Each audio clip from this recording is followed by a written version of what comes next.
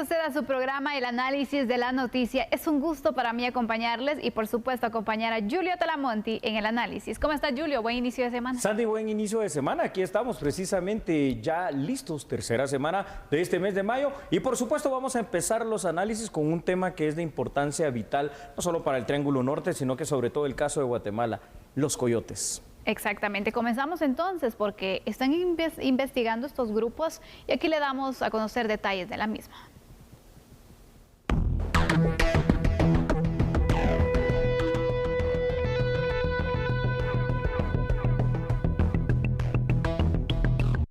Las acciones contra grupos de trata se han elevado y esto ha permitido más capturas y sentencias. Por ello, autoridades del Ministerio Público, Policía Nacional Civil, entre otras, se han dado a la tarea de seguir los pasos de tratantes, también conocidos como coyotes, polleros o guías, que han aprovechado la apertura de varios sectores para lucrar con la necesidad de las personas que buscan el sueño americano. En este año se han recibido 111 denuncias contra tratantes, aunque es menor a la cifra del 2020. El fiscal contra la trata de personas, Alexander Kolob, señaló que en el 2020 se registraron 134 denuncias. Asimismo, también indicó que hay leyes y mecanismos para dar acompañamientos a las víctimas de trata, en especial con niños, por lo que a la fecha continúa la coordinación con entidades internacionales y el apoyo de los Estados Unidos para seguir desarticulando grupos de tratantes. Y es que vemos cómo cada vez se hace más fuerte, más presente, más terrible, Sandy, lo que es la esclavitud moderna, es decir, la esclavitud del siglo XXI, bien definida como el fenómeno de la trata de personas, en este caso bajo la forma, dentro de las distintas que hay, de esa supuesta migración ilegal, pero que es un engaño al final de cuentas a cambio de dinero, y ya voy a ir explicando por un testimonio que pude tener de primera mano este día sábado precisamente con una persona que trató de irse a Estados Unidos, pero que afortunadamente, aunque no lo logró, está con vida. Imagínate, Julio, uno de los ejemplos que constantemente vemos también de los guatemaltecos, hay quienes ni siquiera la pueden contar porque pierden la vida al ser abandonados en el desierto, en las distintas rutas, porque sin duda alguna es un negocio. Totalmente. Son tratados como una mercancía y parece ser que el valor que le tienen a la vida no es por lo que representa en sí, sino la ganancia que les puede generar. Lamentable. Lamentable, lamentable porque en este caso que les voy a contar y que está prácticamente también diseminado en el primer remate, un pariente que encima de todo coyote de este muchacho que trató de ir hacia Estados Unidos, $75,000 les cobró. Wow. Y como no los tenían, obviamente, ¿no? Si estás yendo a migrar es porque no tienes las oportunidades acá, lo que hicieron fue vender un terreno que se los quitó, aún no logrando su objetivo. Es decir, una estafa por donde lo veas. Y lo lamentable es qué es lo que se hace en contra de los coyotes. Por eso hoy es bueno ver si van a haber o no algunas acciones concretas de las autoridades en contra de ellos. Así es, Julio. La semana pasada hablábamos sobre el fenómeno de la migración y conversábamos un poco aquí en este análisis que ¿por qué no se sigue de una forma mayor a los coyotes, a los polleros, tantos nombres que se le dicen entonces a estos grupos que su fin es ganar dinero ilícitamente a costa del sueño y las necesidades de otra persona? Literalmente. Se da a conocer entonces que se están realizando las investigaciones y que van pues un poco más allá entonces también con las denuncias, que es importante que se puedan realizar, Julio, porque de esta forma las autoridades pueden indagar, pueden investigar a una persona que está delinquiendo de esta forma, porque pues es un delito, llamémoslo como es. Uno de los delitos más cometidos, ¿no? La trata de personas. Vamos a ver unos datos para entrar en el contexto de lo que le estamos hablando con datos, como siempre le gusta a usted. Cada vez es más evidente cómo la esclavitud moderna es ejercida a través de todas las variantes del delito que nosotros llamamos acá para nuestra legislación trata de personas, Sandy. Una de las más latentes al día de hoy en nuestro país es a través del engaño de la promesa hecha por los denominados coyotes de llegar con bien hacia Estados Unidos. Nada más falso que esto. Según el relato contado por una persona que confió en un familiar que era coyote, como ya les dije, 75,000 quetzales les cobró por 2 intentos a esta persona para pasar hacia los Estados Unidos. En ninguno de los dos lo logró, pues en el territorio mexicano el coyote los entregó hacia un guía local, entre comillas guía, otro coyote, otro pollero, que literalmente los abandonó entre el desierto y la frontera y por supuesto fueron capturados por las autoridades migratorias estadounidenses. Ahora, algo curioso, fíjate que estas personas que atraparon en esta ocasión a que estoy contando, no fueron deportados vía aérea hacia Guatemala, sino que sencillamente expulsados del territorio estadounidense y puestos ahí en territorio mexicano a su suerte. Entonces, esta es otra parte que a veces uno no conoce del actuar de las autoridades ahí en la frontera Estados Unidos con México. Exactamente, y ese es el retorno vía terrestre que se realiza entonces cuando pues no se cubre por parte de Estados Unidos el regreso vía aérea, Julio. Mira, Julio, realmente hay formas en las que las autoridades pueden investigar, en las que incluso se podrían infiltrar para conocer más entonces sobre estas personas que se dedican a realizar el coyotaje. Filtrar a una persona incluso de una forma pues tan sencilla, te diría, de filtrar a una persona para obtener información especiales, exactamente, sí, y que se puede hacer incluso en conjunto con Estados Unidos. En este caso, Estados Unidos podría reclamar a un coyote. ¿Qué podría o qué papel jugaría Estados Unidos en una situación como esta? Claro. Para ver. Es que recuerda, Sandy, que al final de cuentas la trata de personas es un crimen transnacional, no se comete solo aquí en Guatemala, sino que también se comete, obviamente, por el paso allá en territorio de los Estados Unidos mexicanos y en Estados Unidos también. Entonces puede ser requerido por cualquiera de estos tres países.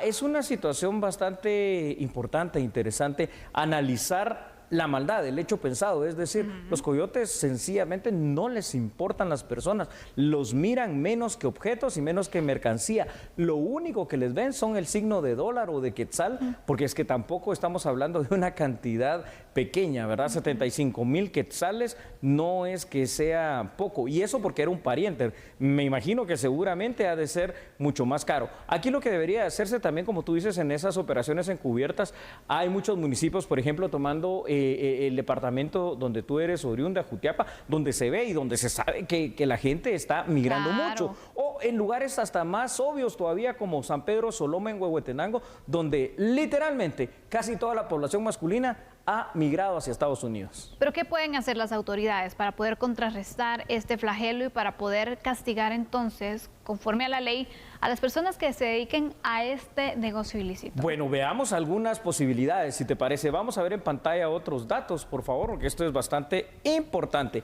Las autoridades guatemaltecas deben hacer esfuerzos mayores, pero realmente esfuerzos, para dar con las pistas y presentar ante la justicia a quienes se dedican a este negocio perverso de la trata de personas. Los coyotes son cada vez más personas que lucran con la necesidad, que lucran con la pobreza de nuestros guatemaltecos y que les venden sueños e ilusiones que por supuesto no se cumplen. La realidad, Sandy, demuestra que los clientes de los coyotes en un alto porcentaje no solo no logran su objetivo, eso es obvio, sino que terminan peor de como empezaron, pues después de esta aventura maltrecha terminan más endeudados o perdiendo propiedades, como el caso que estoy contando, y de todas maneras aquí en Guatemala si bien les va, porque también en otras muchas terminan lamentablemente con la muerte. Exactamente, Julio. Dan oportunidades, según dan a conocer personas que han tenido que emigrar de esta forma, pero nada les garantiza, la verdad, llegar. Muchos se han quejado que al final solo llegan con acompañamiento, con orientación del coyote hacia cierto territorio y después tienen que buscar la forma de poder continuar con el trayecto porque los abandonan. Sí, literal. Y antes tienes que pagar, no puedes emprender el viaje sin que hayas cancelado también el total de lo que te solicitan. No es que, bueno, aquí me das una parte y cuando ya llegues te garantizo que vas a llegar, me das el resto. No, muchos tienen que cancelar la totalidad y nada les garantiza al final entonces si van a perder ese dinero. Es una ruleta rusa. Que generalmente termina pasando eso y por eso es que decimos que terminan peor de como empezaron. Terminan perdiendo ese dinero que, bueno, al final de las cansadas hubiera sido mejor entonces hacerlo aquí en un emprendimiento de cualquier tipo de negocio que tal vez con una mejor orientación si hubiese sido fructífero y no botarlo, literalmente botarlo en esta aventura de la pesadilla americana que pues no tiene prácticamente hoy ninguna posibilidad de que se concrete. Efectivamente. Así está la situación entonces de la migración.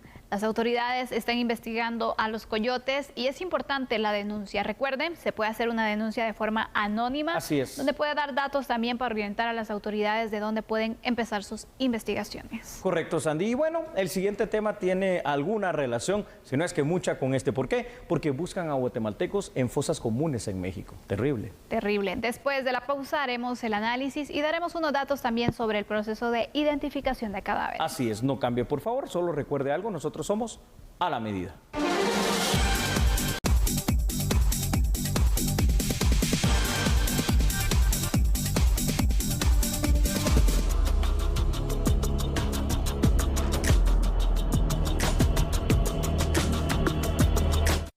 Autoridades de la Gobernación de Coahuila, en México, señalaron que en unos días arrancará el segundo proceso de identificación de cuerpos, por lo que antropólogos forenses de Guatemala apoyarán para determinar si hay migrantes guatemaltecos. En coordinación con el gobierno federal, hemos construido un centro de identificación humana que va a ayudar en la parte regional, en la región del noreste del país, y hemos iniciado la exhumación masiva de cuerpos hace algunas semanas en el primer panteón aquí en el municipio de Torreón.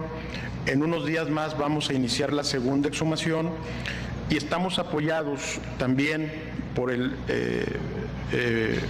Centro Guatemalteco también de identificación humana que está prestando servicios tanto al gobierno federal como al gobierno del estado, y esperamos que en los próximos meses podamos ya tener la identificación de algunos de los cuerpos. Se está trabajando en las fosas comunes de los años 2003 a 2012. Asimismo, se contempla recuperar más de 500 cuerpos aproximadamente.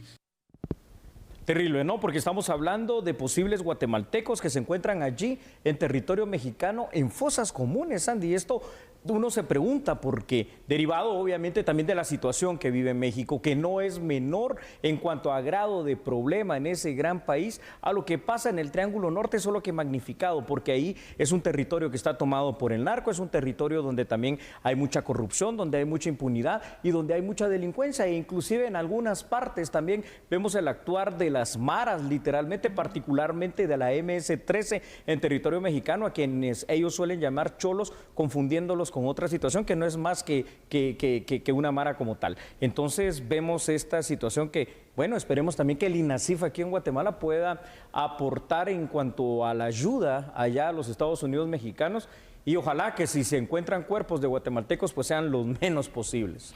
Ojalá, Julio, que en realidad no sean muchos los guatemaltecos que estén en esas fosas comunes, pero sobre todo me pongo a pensar en la familia que por mucho tiempo ha estado esperando una noticia, sea buena o sea mala, pero saber entonces qué pasó con ese familiar que tienen como desaparecido. Vivir en esa angustia debe ser terrible. Terrible. Y que ahora probablemente pues van a tener entonces la posibilidad de al menos dar cristiana sepultura, ¿no? De cerrar pues esta etapa dolorosa, pero que es mucho más doloroso el hecho de vivir con la incertidumbre de dónde está, qué pudo pasar y tener tantas preguntas. Exactamente. ¿Y por qué? Vamos con algunos datos porque es importante para que los analicemos todos. Autoridades mexicanas, Andy, continúan identificando lamentablemente un buen número de restos humanos encontrados en una fosa. Lo que se proyecta es que dentro de los mismos se encuentren ciudadanos de origen guatemalteco. La identificación la realiza la Coordinadora General de la Comisión de Búsqueda del Estado de Coahuila. Antropólogos forenses de Guatemala van a apoyar para determinar si existen las fosas migrantes de guatemaltecos. Y aquí, Sandy, si todavía a alguien le queda alguna duda de por qué decimos continuamente en A la Medida varias cosas. La migración en este momento, aunque puede ser una necesidad, no es una opción. La migración en este momento no es un sueño, sino que americano, como se le decía antes, sino que es una pesadilla americana. Y la migración hoy por hoy lo que representa es esto: luto, muerte y riesgo altísimo para todos aquellos que osan tratar, pues de alguna manera, de cruzar esa frontera entre México y Estados Unidos. Sí, Julio, nuevamente se evidencia entonces el desenlace que puede tener para algunas personas emprender este viaje irregular. Así es. Cómo es que los sueños y también las esperanzas de no solo la persona que viaja, sino de toda la familia o de las personas que dependen de él, de ese mejor futuro que se está buscando, se cae. Se queda entonces en ese dolor, en ese sufrimiento. Son situaciones muy complicadas, pero ¿sabes qué duele también, Julio? Dime, Sandy. Que este tipo de crímenes en muchas ocasiones quedan impunes. Totalmente, y es que si estamos hablando de algo que pasó allá a principios de la década de los 2000, imagínate, es decir, tal vez se va a lograr identificar los restos, tal vez, claro. Repito, esperamos que no haya muchos guatemaltecos dentro de ellos, pero si ya México está hablando de que está haciendo esta colaboración con Guatemala y con expertos antropólogos forenses de nuestro país, es porque ellos ya saben que sí hay guatemaltecos allí. Ahora, la situación es: imagínate tú, si es un crimen cometido por algún grupo criminal, Esto ya hasta prescribió, porque a los 10 años, al igual que en México y Guatemala, prescriben los delitos penales y ya no tendría castigo, a menos que fuera un delito de lesa humanidad, es decir, cometido por las fuerzas de seguridad. Pero ¿cómo lo compruebas? ¿Cómo? ¿Y cómo sabes también que estas estructuras seguramente siguen operando de esa forma? Correcto. ¿Dónde existirán más fosas comunes también? Porque seguramente no es la única. No es la única. No son las únicas que se tienen, sino... Wow, ¿cuántos migrantes pueden estar de esta forma, Julio? Porque hemos conocido incluso por medio de la televisión guatemalteca, hemos dado a conocer sobre casos de guatemaltecos que han migrado y que la familia ya no supo nada. Incluso por años, desde hace años que están bajo esta situación. Entonces, imagínate, ¿puede ser que estén en estos lugares? Puede ser que esta sea la respuesta, una respuesta por demás terrible, ¿no? Pero respuesta al fin, al menos para tener cierta tranquilidad y bueno, tratar de dar una cristiana sepultura a estos migrantes guatemaltecos. Veamos entonces otros datos, porque es importante conocer el contexto también de lo que presentan las autoridades mexicanas. Las fosas comunes, Sandy, datan, según las autoridades de México, de los años 2003 al 2012. Eso ya nos indica algo. Son varias. ¿Cuántas? Muchas seguramente, y eso es más terrible todavía. La exhumación masiva de cuerpos ya inició desde semanas atrás. En los próximos días arrancará el segundo proceso, que es el de identificación de cuerpos. Los expertos contemplan, Sandy, recuperar, escuchen esto nada más y nada menos, más de 500 cuerpos, y ellos ya saben, principalmente esos 500 cuerpos son casi exclusivamente de migrantes. Quiere decir que sin lugar a dudas, ahí van a encontrarse hondureños, se encontrarán salvadoreños, pero sobre todo guatemaltecos. Y esto es lo que duele, esto es lo que impacta, esto es lo que nos hace hoy analizar este tema para que podamos ver la crudeza y la realidad de esto que está pasando. Es decir, México no solo se ha convertido, ¿verdad?, lamentablemente, en el verdadero muro de Estados Unidos para la contención de los migrantes del Triángulo Norte, sino que los particulares y principales riesgos se están literalmente corriendo hoy allí en territorio mexicano por tanta estructura del crimen organizado. Mira, Julio, si estos cuerpos, si estos restos son de aproximadamente entre el 2003 al 2012, según estiman las autoridades mexicanas, ¿desde hace cuántos años se está operando de esta forma tan cruel? Se están haciendo estas masacres. Porque imagínate, 500 cuerpos que se puedan encontrar en estas fosas comunes, increíble. ¿Y qué resultados se han obtenido en investigaciones? ¿Qué resultados se han llevado a procesar a grupos, a personas por delitos cometidos contra migrantes? Es que son seres humanos que también merecen justicia. Definitivamente que sí. Al final de cuentas, estas son las fosas comunes que han logrado ellos determinar. Seguramente hay más fosas comunes por allí que no se logran determinar y hay más dramas fuera de este que están sucediendo. Entonces, sí, de verdad es lamentable cuando ligamos los dos temas que hemos hablado, el primero de ellos de la trata de personas y el segundo de estas fosas comunes. ¿Por qué? Porque los coyotes, los tratantes de personas, son literalmente unos delincuentes, abandonan a sus víctimas ahí bajo el concepto de guías locales que son polleros mexicanos, es decir, coyotes de allá, que no les importa nada, lo que les importa es recibir su dinero y ya si estas personas mueren, pues bueno, mala suerte, ¿no? Y pues ya vendrán otros. Y lamentablemente sí, a pesar de estos riesgos, cada vez van más, porque también aquí, seamos bien francos y honestos, no creamos, pero ni siquiera empezamos a trabajar las bases para tratar de detener socialmente este fenómeno de la migración. Y es volver a hablar de lo mismo, ¿verdad? La salud, la educación, el trabajo y las oportunidades, obviamente, de poder sobrevivir en este nuestro país. Mientras tanto, mientras esas condiciones no lleguen, la población va a seguir migrando. ¿Por qué? Porque la necesidad sigue ahí.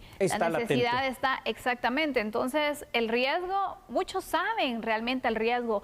Y cuando deportan a personas, cuando ves entonces ese vuelo de retornados y entrevistas a alguien sobre los riesgos, te dicen que está difícil. Y le preguntas, ¿lo volverías a hacer? Y dicen que sí. No tengo otra opción. Imagínate, que están conscientes y conscientes del peligro y aún así lo hacen. Morir en Guatemala o morir en el intento. La alternativa es que no es que esté muy buena, porque son muy pocos, poquísimos ahora, cada vez menos los que logran realmente atravesar esa frontera de Estados Unidos y México, lo cual, aún haciéndolo, no significa ninguna garantía que en algún determinado momento en territorio ya estadounidense sean deportados igualmente, como ha pasado.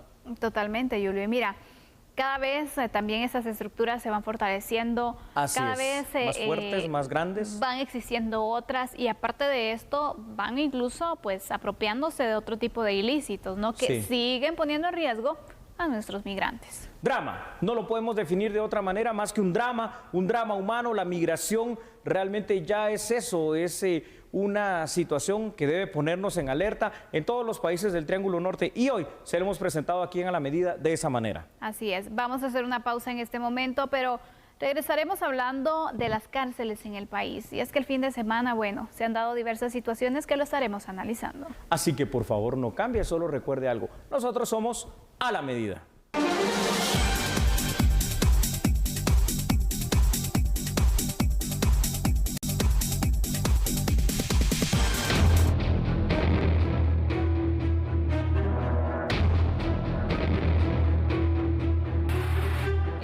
Narcotraficante alias El Marino fue muerto a balazos en el anexo B del sector 1 del preventivo de la zona 18. El sistema penitenciario confirmó que el reo fallecido es Gustavo Andretti Jordani Orozco Reyes, de 28 años de edad, y murió tras un hecho armado. Logramos dar con esta arma de fuego la posible responsable la que fue utilizada en el acto o en el hecho ilícito y donde pues perdió la vida el señor Orozco. ¿Él cuánto tenía de estar en este lugar recluido? Bueno, él tenía una condena de 12 años, nosotros todavía estamos haciendo las investigaciones correspondientes, si él ya tenía una sentencia firme o tenía algún otro proceso abierto, ya que pudo haber cometido algún hecho ilícito desde el momento de estar en preventivo de zona 18. ¿Por qué delitos estaba él? Él estaba por asociación ilícita, estaba por almacenamiento y distribución de droga. En el incidente resultó herido Luis Enrique Aguirre Rivera, quien fue llevado al Hospital General San Juan de Dios. Fue dado de alta horas más tarde tras establecer que tenía una herida de bala en el hombro que no tocó hueso y un rozón de bala en el rostro. Ambas heridas no ameritaban que fuera internado. Mientras que el reo en Early, Fernando Castro Benito, de 28 años, fue trasladado a Torre de Tribunales para enfrentar otro proceso por ser el presunto homicida del hermano de alias El Marino.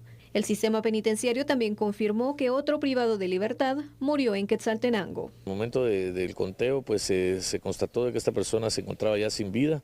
Nosotros estamos todavía evaluando, ¿verdad?, otra vez con el trabajo interinstitucional por orden del señor ministro, de ver si en un momento hubo algún tipo de dolo, cómo perdió él la vida, o bien fue un ahorcamiento, ¿verdad? La definición si es ahorcamiento o estrangulamiento ya la tomará el Ministerio Público con su examen médico forense. El reo fallecido fue identificado como Gustavo Adolfo Rodas Rabanales, de 37 años, y estaba preso condenado por violencia contra la mujer.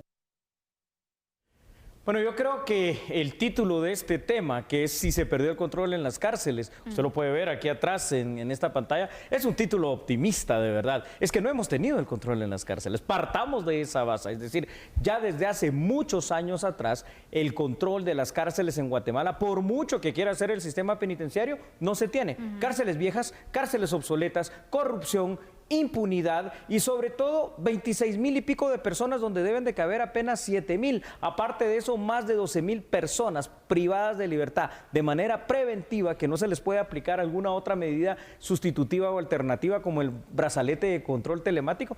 ¿De qué control hablamos? De ninguno.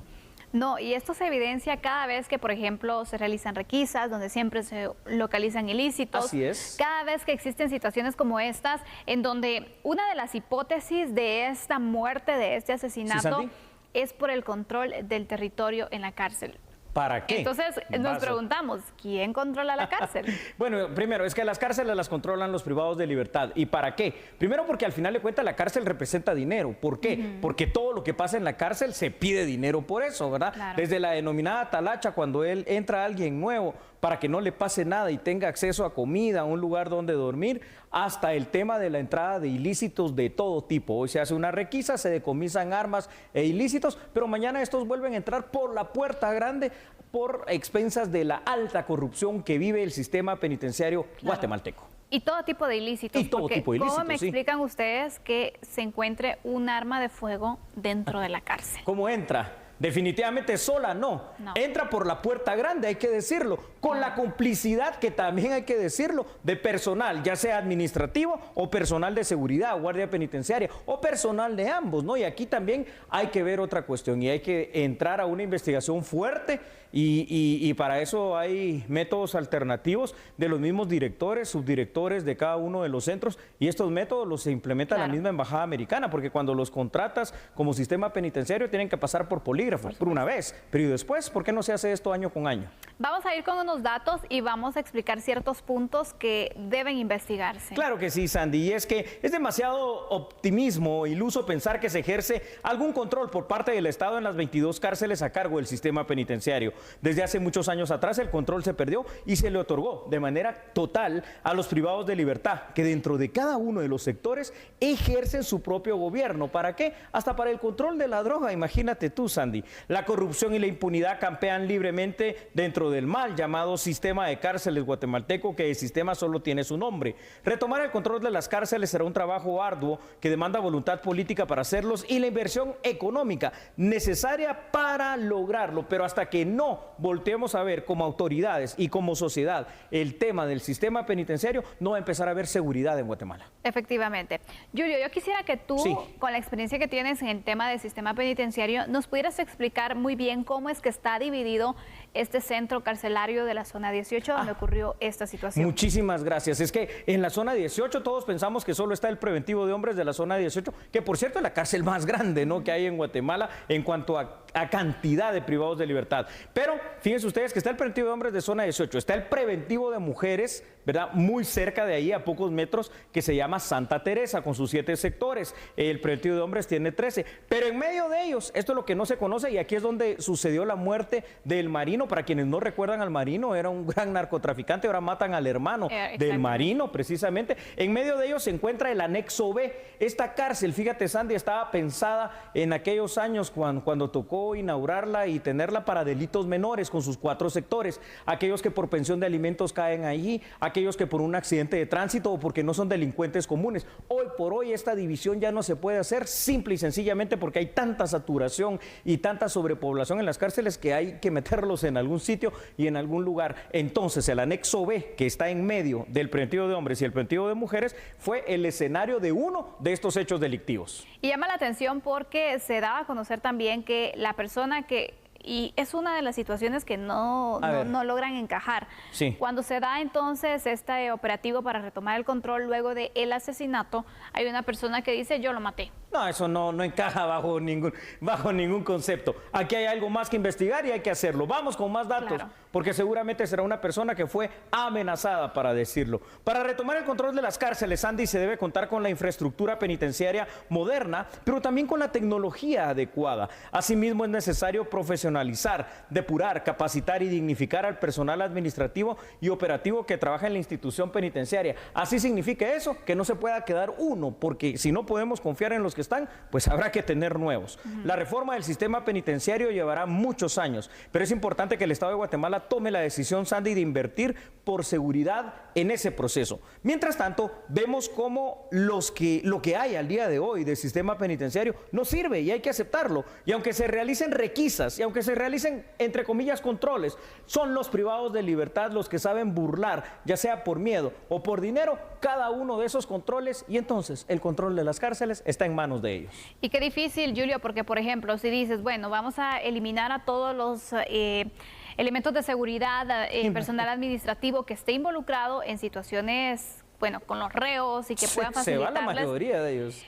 Y aparte de eso, nada te garantiza que las otras personas que lleguen no vayan a hacerlo también. ¿Por qué? Porque hay amenazas, porque hay tantas cosas de poderlos coaccionar.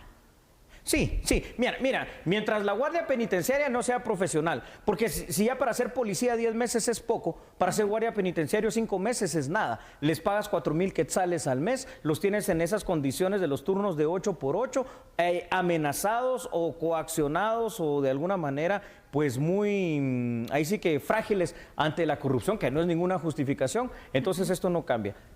Buenas cárceles, de verdad, de máxima seguridad, y también buenos controles que tendrán que ser electrónicos, pues no se puede confiar en la gente. Así es. Bueno, ahí está. Le preguntamos a usted, ¿se ha perdido el control de las cárceles? Lo dejamos para su análisis. Vamos a la pausa, regresamos enseguida. No cambie porque nosotros somos a la medida.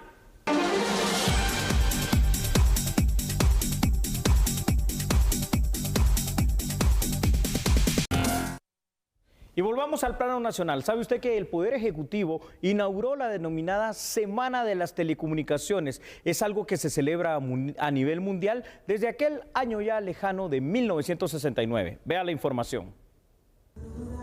En el marco del Día Internacional de las Telecomunicaciones, el presidente Alejandro Yamatei inauguró la Semana de las Telecomunicaciones en un acto protocolario realizado en el Palacio Nacional de la Cultura. El mandatario se refirió a la importancia de invertir en la tecnología, innovación y la comunicación en la época actual. Estamos trabajando también en hacer efectiva la descentralización pública y la coordinación nacional, regional y municipal. De hecho, el mapeo de los proyectos ya lo estamos administrando de manera más eficiente gracias a la implementación de herramientas en tecnología.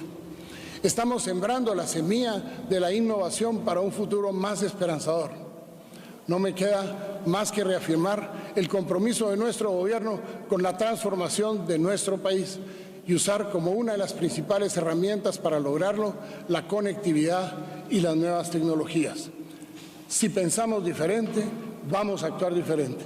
Y en este momento lo que el mundo requiere es que reduzcamos los países que tenemos brechas digitales muy amplias, las logramos cerrar, logremos la transformación. El presidente puso de ejemplo cómo la transformación tecnológica en las áreas de educación y salud permitirían otro escenario para el país. Es lograr la reforma educativa. Si logramos conectar y llevar equipos tecnológicos a las escuelas del país, podremos revolucionar lo que nuestros niños aprenden hoy, cómo lo hacen, para que puedan abrir sus mentes al mundo y tendrán la oportunidad de ser más competitivos en beneficio no solo de ellos, sino también de sus propias comunidades. Cuando la reforma educativa, apoyada por la conectividad y el uso adecuado de las telecomunicaciones, sea una realidad, nuestros niños y jóvenes serán capaces de soñar, de ser más creativos, de crear nuevas comunidades, nuevos productos y sobre todo oportunidades de desarrollo económico personal, pero con especial énfasis en lo local. En el sistema educativo logremos llevar la tecnología a los sistemas de salud para que puedan haber fichas médicas conectadas, una sola ficha, sin necesidad de gastar papel y que podamos tener en la nube todo lo necesario de los datos de las personas para que pueda asistir a cualquier hospital o cualquier centro de salud y podamos tener una sola ficha de esa persona desde que nace hasta el día que fallezca. Es una manera de servir mejor.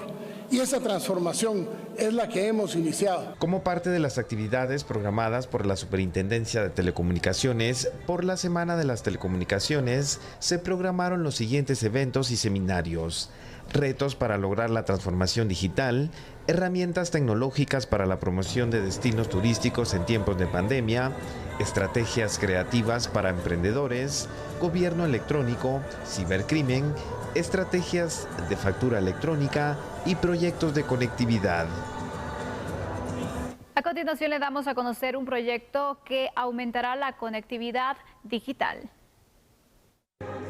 Rodolfo José Letona Montoya, viceministro de Comunicaciones, dio a conocer detalles del proyecto de fibra óptica de última generación, el cual tendrá una longitud de 7.300 kilómetros y conectará a los países de Guatemala, Perú, Ecuador y Chile. El tendido de fibra óptica en el puerto de San José, y esa fibra óptica lleva un aplanamiento de 7.300 kilómetros y va por medio del océano hacia Sudamérica a conectar en Ecuador, Perú y Chile. Este trabajo se hizo todo el año pasado junto con otras instituciones como el Ministerio de Relaciones Exteriores, así como el Ministerio de la Defensa. Todos los dictámenes adecuados se sacaron para sacar esto en un tiempo récord. Ya por casi 20 años no se ha tendido una fibra submarina aquí en Guatemala, el cual ya se comenzó el año pasado en medio de la pandemia. Ahora todos dicen que necesitamos más ancho de banda, más velocidad, entonces ya lo estamos haciendo. No estamos planeando, pero ya lo estamos haciendo. Se plantea que para junio ya van a estar ellos haciendo las conexiones debido a que estos son procesos bien complicados. Yo calculo que les demos un par de meses más para hacer todas las pruebas que se tengan que hacer, pero esperemos que ya junio, agosto ya podemos tener otro tipo de servicios. Según el viceministro, este proyecto incrementará el ancho de banda y asegurará la conectividad digital en todo el país. Esta fibra submarina tiene un diámetro de 5 milímetros, el cual ya empezó a ser tendida en noviembre en San José. Va a continuar hacia Sudamérica por 7.300 kilómetros y va a conectar en Sudamérica en 4 puntos. Punta Salinas en Ecuador, Lurín en Perú, Arica y Valparaíso en Chile. Para ilustrar de mejor manera las capacidades de esta fibra submarina, me permito informarles que puede soportar la transmisión simultánea de 6 millones de imágenes, descargar 1.2 millones de canciones, ver 4.424 millones de transmisiones de televisión en alta definición o realizar 1.000 millones de llamadas de voz simultáneas en cuestión de un segundo. Sin duda, formar parte de esta infraestructura submarina de conectividad es un paso adelante en la competitividad nacional y garantiza la certeza jurídica de la inversión internacional aquí en Guatemala. La fase de construcción del proyecto iniciará el 22 de junio y se espera que finalice en el último trimestre del año. Pasando a otra información, el Ministerio Público presentó hoy el tercer informe anual correspondiente al periodo 2020-2021. A esta presentación acudieron los 3 presidentes de Estado en Guatemala y otras autoridades que tienen que ver en el quehacer de la institución fiscal. Vea la información. El Ministerio Público presentó los resultados que obtuvieron en el último año tras implementar 10 ejes del Plan Estratégico e Institucional que abarca el periodo hasta el 2023. Uno de los puntos destacados fue la presencia en los 340 municipios del país, con la creación de 276 agencias fiscales durante la gestión actual, logrando la cobertura total a nivel nacional.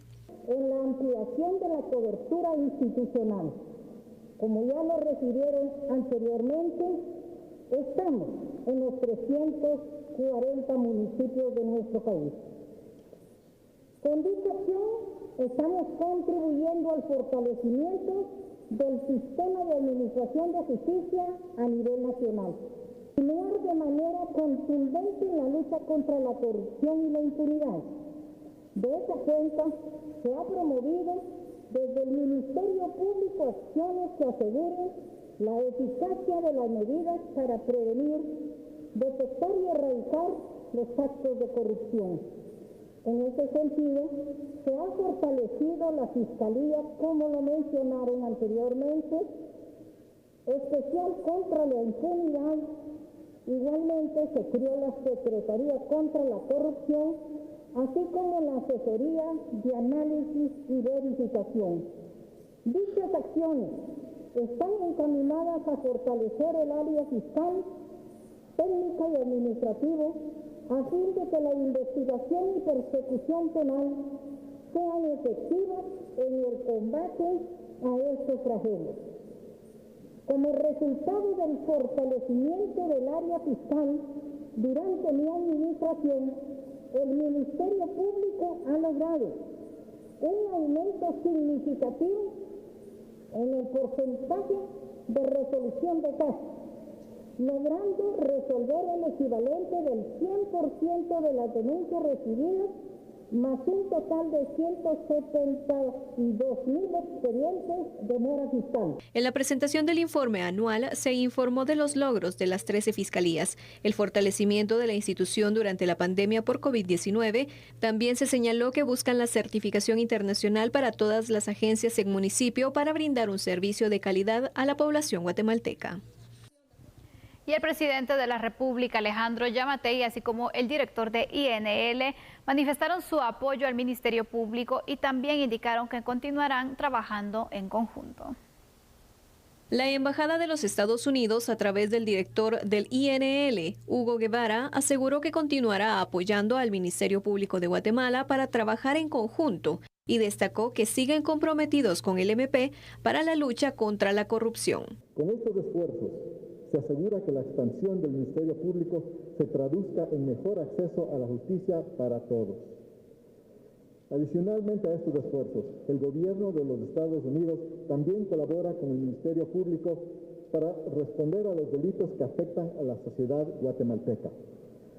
Entre las acciones destacan el fortalecimiento de la Fiscalía Especial contra la Impunidad, la Fiscalía contra la Corrupción, Fiscalía de Extinción de Dominio, Fiscalía contra las extorsiones, contrabando, lavado de dinero y delitos económicos, Fiscalía de Narcoactividad, así como la Fiscalía de Delitos contra la Vida y la Fiscalía de Delitos contra el Medio Ambiente. Resalto también el fortalecimiento de la Fiscalía contra el tráfico ilícito de migrantes, delitos que cometen personas que engañan a inocentes. El presidente de la República, Alejandro Yamatei, felicitó al Ministerio Público por los logros presentados y destacó que continuarán apoyando financieramente a la cartera. Deseo felicitar a la señora fiscal de la República y a todo su equipo de trabajo por los resultados obtenidos durante su tercer año de gestión y sobre todo el legado de justicia que están dejando en el país. Los exhorto a que continúen desempeñando su trabajo de manera objetiva y profesional y a que también sigan brindando los servicios de calidad a la población guatemalteca.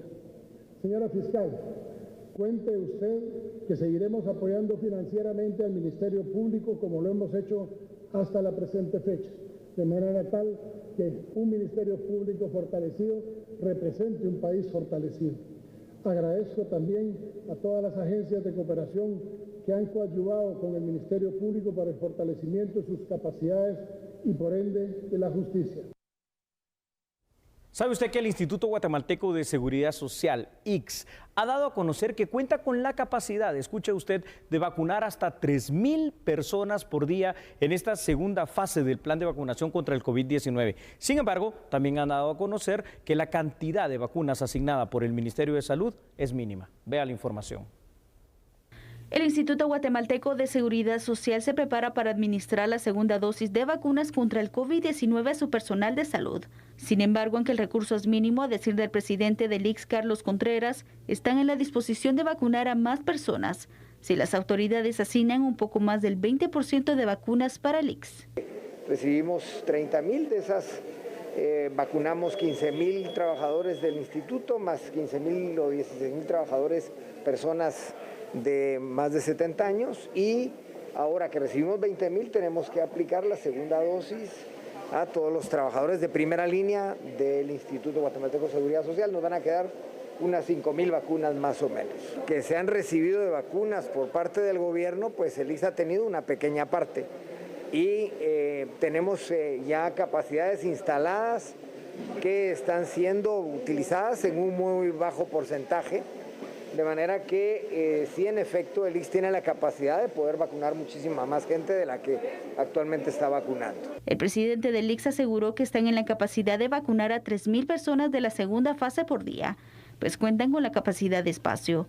Desde el inicio de la segunda fase, el ICS ha vacunado a 16,235 personas mayores de 70 años, de un total de 124,253 que tienen contemplados. Nos despedimos, lo esperamos mañana. Feliz noche. Chao, hasta mañana.